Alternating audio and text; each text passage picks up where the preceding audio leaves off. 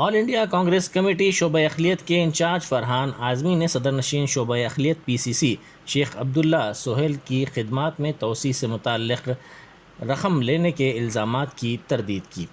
उन्होंने दो टोक अंदाज में वाज़ेह किया कि वो एक सियासतदान होने के साथ साथ एक ताजिर भी हैं, उन्हें रकम की ज़रूरत नहीं है।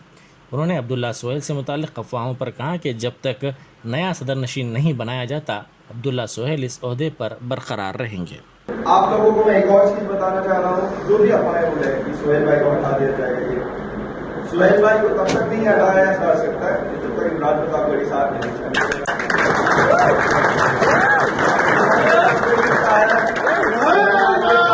बहुत खुश है और इंशाल्लाह ये मेरी पहली विजिट है। मैं सारे डिस्ट्रिक्ट्स में भी घूमूंगा सोहेल भाई के साथ और इंशाल्लाह ताला हम माइनॉरिटी डिपार्टमेंट को साथ में मजबूत करेंगे।